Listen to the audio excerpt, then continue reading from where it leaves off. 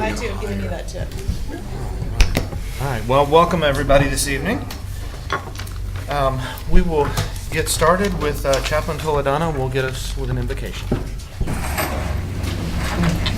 Before we begin, will you join me in a moment of silence to honor the memory of Roosevelt Blanton? He passed away July 26th, and he was a 50-year employee of Erlanger Hospital.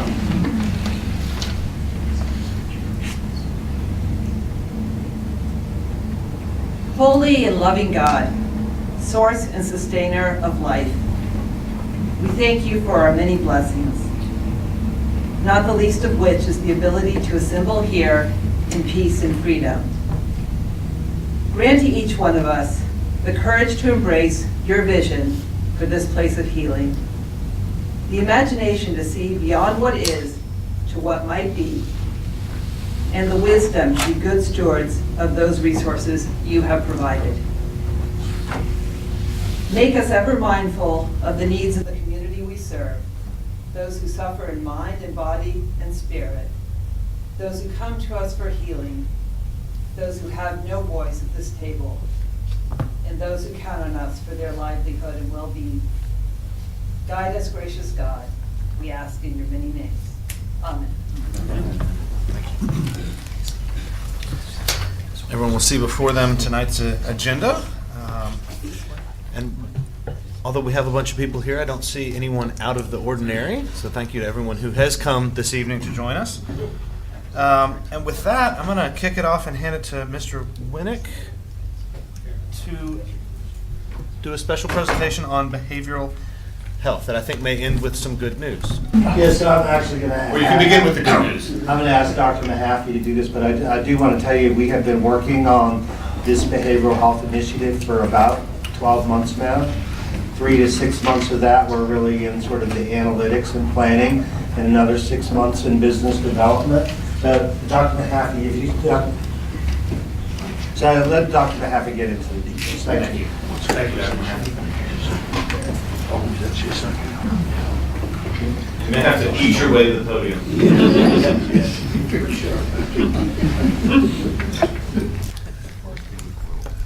So this new hospital will change the landscape of behavioral health in this community. As it stands, our hospital is full of patients who fall through the cracks with our current behavioral health network in this community. People are desperate for help, and now we can better navigate those patients toward the services that can better meet their care needs. I'm very proud to be part of Erlanger at a time when our administration takes behavioral health seriously, at a time when it needs to be taken seriously, for not only acknowledging that there's a tremendous need, but doing something about it, for taking action, recognizing we can do better to meet the comprehensive needs of the patients that are already in our system, needs that complicate medical conditions, extend their hospital stays, increase the overall costs, and increase the number of emergency room visits. For the worried mom, we'll have a plan for her college-age son who's in our emergency department showing signs of his first psychotic break. He's without insurance, so Valley won't take him. He is willing to get help, so crisis services will not admit him to Moxon Bend.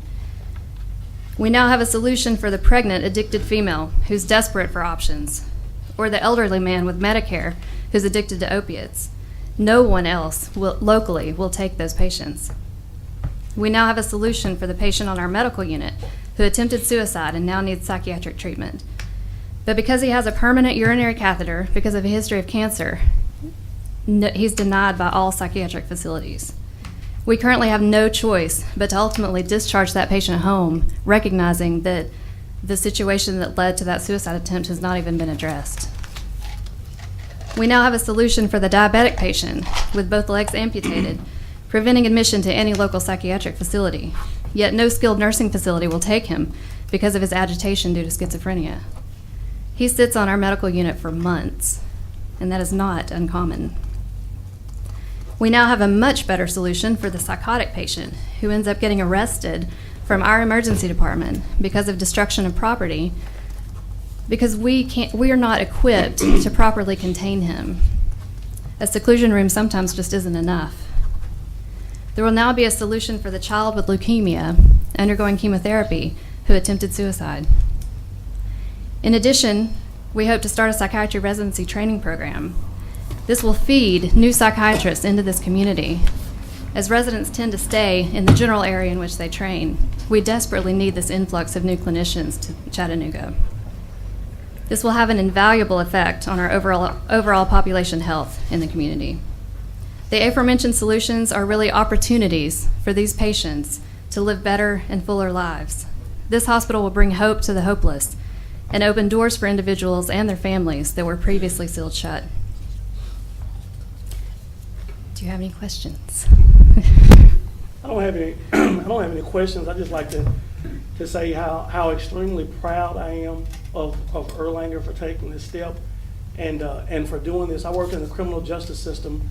I represent a lot of clients who have mental health issues, addiction issues, and it was amazing to me to see that any other healthcare provider in this community would even attempt to block Erlanger from doing what we're attempting to do here, when there have been numerous times and occasions when myself and other attorneys have tried to get clients who were in desperate need of addiction counseling, of psychiatric help. Absolutely. And we were told that one facility or another did not have beds, did not have the ability, could not take this type of insurance, or if they didn't have insurance, would not take them at all. People going into jail and coming out. You resolve a person's case knowing that the underlying issue has not been addressed or resolved, knowing that person will be back within 30 or 45 days back in the system again, and the next time maybe they've caused some serious harm to someone. So I'm proud of the hospital for taking that step and for doing something that is very, very needed for people in this community. Thank you. Thank you. As am I. We have, on any given day, we have sometimes up to 8 to 12 patients holding in our ER, waiting to be transferred to a psychiatric facility. Sometimes we've had up to 76 on the wait list for Moxon Bend sitting in our ER, people that have stayed there for up to 7 days waiting on transfer. And of course, an ER is not the appropriate place to provide psychiatric treatment. We keep them safe, and that's about all we can do until they can be transferred. Thank you. Thank you. Everyone should have in front of them the minutes from our June 23rd meeting. If y'all have had a chance to review those, I'll entertain a motion to approve them.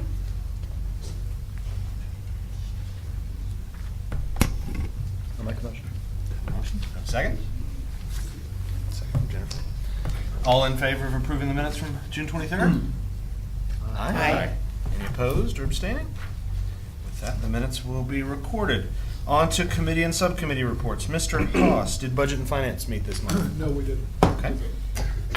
Joint conference, Dr. Kern? We did not meet. Did not. Okay. Planning committee? Tom Ed's not here, but they did not meet.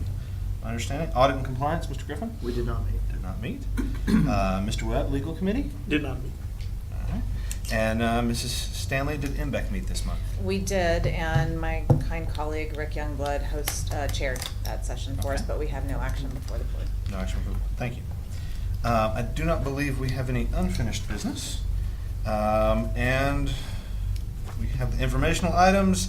Dr. Kern, your turn for the chief of staff's report. I have no report. No report. Thank you. Is Dr. Four here? I didn't see him, so I would assume he does not have a report. With that, Mr. Spiegel, your CEO's report, please. Mr. Chairman, thank you very much. Just want to give everybody an update on the CON met. The state CON board met, unanimously approved, a vote of 9-0, approved the CON to build a behavioral health hospital in partnership with Acadia. We were opposed by two groups, Acatus, which is a detox facility here in town, but they're very, very limited in scope. They do not participate with Medicare, so no one over the age of 65, unless they're commercially insured, no one in active DTs or active withdrawal symptoms with medical symptoms present at the same time. So it's it's not really meeting the needs of the community, as well as Park Ridge protested. Dr. Mahaffey was so eloquent in her description about the capabilities that we will be bringing to this community. The facility will be built on the corner of Holtzclaw and Sitco. The facility will have 88 beds, and right now the board is comprised of 51% Erlanger, 49% Acadia, and we will be going through financial due diligence to determine of which party is bringing what, and then fair market value to develop the percentage of ownership of the facility. There were significant people in attendance at the meeting. Most significant was Judge Gary Starnes, who acted as an individual, as a judge in our community, and he was not only speaking, Mr. Webb was talking, but he was talking about a sitting judge, that there are no options for mentally ill and currently addictive people in our community. And he also then, Wanda May and Captain Charles Lowry from the Sheriff's Department and the Crisis Intervention Team, they told stories that happens on a regular basis, that the sheriffs in Chattanooga have to drive with a mentally ill person that has a crisis. They have to handcuff them. They're not allowed to stop for the bathroom between here and Memphis, and they're handcuffed and thrown in the back of a sheriff's car. And in the summary, one of the governor-appointed positions, the physician almost went into tears to describe that our society has come to the point that we take people and we handcuff them and throw them in the back of a car and have to drive them 5 hours from here to get to a bed. And that's probably after spending, 5 days in some emergency department. So, the amount of people, Mr. Smart was there, Todd Gardenhire was there, Dr. Mahaffey was there, Dr. Seberg. We had letters of support from House Majority Leader Joe McCormick, Mayor Jim Coppinger, Mayor Andy Burke, Mary Nell Bryant, the president of the Children's Hospital, with the signatures from every CEO from every children's hospital in the state of Tennessee. Joe Winnick and his team did a terrific job. We are working now on a groundbreaking for the psychiatric facility. So this is something that we all should be proud of. The community needs to be proud of this, and basically congratulate everything. The people who opposed us at the end, they were just trying to, keep their own monopoly in place. It became very, very, very apparent as you listened to the arguments on both sides. It was about just keeping the status quo, and because I've kind of owned this market, you should not try to change anything. The market is changing. We're stepping up to the plate, and we're going to change the continuum of care for both chemically dependent people and people with psychological issues, and I'm very proud of that. So thank you.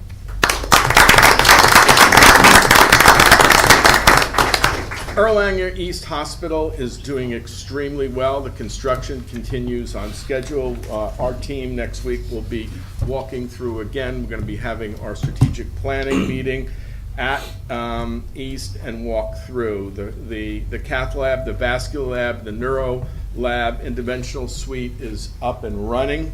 And the patient tower, believe it or not, what month are we in now? August. So it's going to be open in December. So you're going to blink, and we are all going to be there together cutting a ribbon. I'm very excited. Be careful what you wish for, you may get it. But we're really excited about this. That's probably going to be one of the biggest challenges, but one of the biggest opportunities that we have. Hutchison update. Judge Murphy granted our motion for summary judgment and ordered Walker County to pay us $8.7 million in full. We're really excited about that. This is a long struggle, even before I got here, about this this issue with Hutchison, but it looks like it's all coming and resolved. They have appealed it, which is not surprising to us, just so they can draw out the legal fees and delay the pain, and hopefully we'll find out what happens at the November election with the city manager of Walker County. Catoosa, just for everybody's information, Catoosa County has already settled, financially settled with us, so 50% is already done.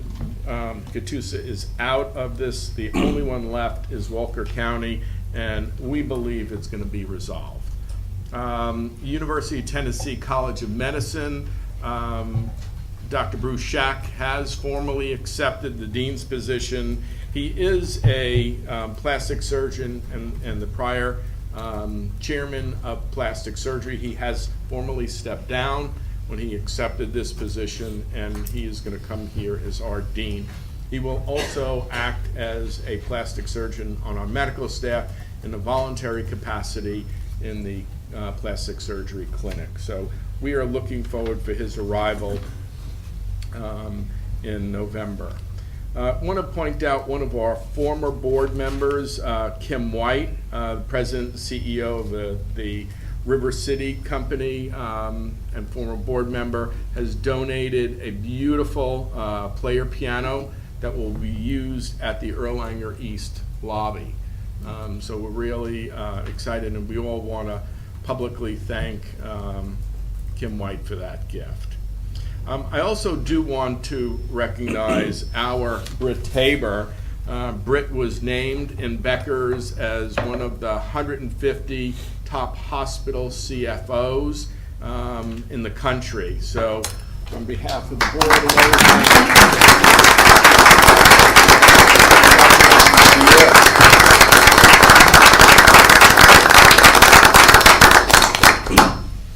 and hopefully everything goes as well for our audit. I think it will. We have one of the best with us. Believe it or not, someone's having a birthday. And who could that be? Erlanger is now 125 years old.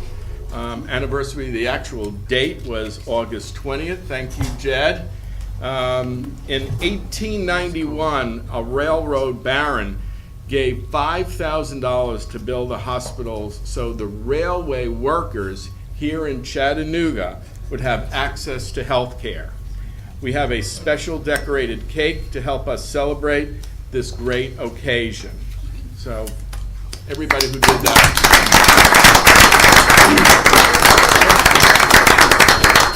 So we were having our inaugural gala for this event, the Believe campaign, and it's going to be held on April 29th, 2017.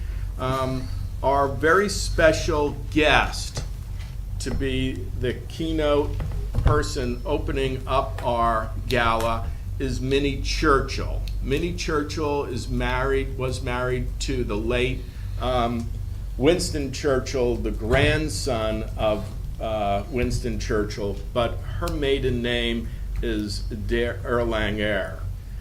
She is the great-granddaughter of the Baron Frederick Erlanger, who founded this hospital and developed the railways here in Chattanooga. And she is personally going to be here for our gala on April 29th, 2017. Mr. Chairman, that is my report. Thank you. And now I feel like I got a time clock on me because people are going to want to get at that cake.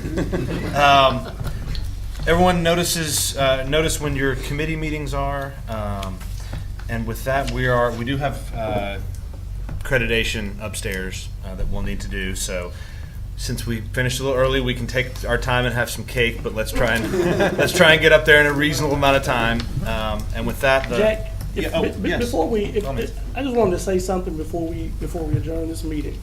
And to really everyone here, but there are a couple of people that I really wanted to call out. And one is Greg, Kevin, Britt, and Jan. I spent the most part of May and June in this hospital. And I wasn't here for board meetings. I was here because the woman who would be my mother-in-law was dying of stage 4 cancer. And she was a woman who had been a mother to me since my own mother died of cancer in 2012. And so within a 30-day period of time, I bought a new house. My mother-in-law passed, and then I was married. And I want to call them out just so that people will know that they are a caring group of people. And the people that I work with on this board are a caring group of people. That was a very difficult time for me. It was a very difficult time for Casey. But along the way, I had conversations with each of these people. And those conversations, those prayers sustain us through that period of time. And very stressful period of time. It's still a very stressful period of time. But I wanted to call these individuals out to just say thank you. Your thoughts, your words, your prayers during that period of time were very much appreciated. And it is something that has brought us comfort. The men and women who worked on that floor, the nurses, were outstanding. Kitty as well, the words that she said, the things that she did during that period of time for my father-in-law and for the rest of the family were just outstanding. I'd get off work and I'd come here to this hospital and I'd stay till about 9 or 10 o'clock every night. And during that period of time, we were also sending out wedding invitations. So we were sitting in the room, sending out wedding invitations, waiting for what was inevitable. And I just wanted to say thank you. This is the first time I've been to a board meeting since the death of Mimi. And I just wanted to say thank you. It was very much appreciated. Thank you. Thank you. Thank you for sharing that, Joe. And on that note, we will adjourn this meeting and move upstairs to do our credentialing.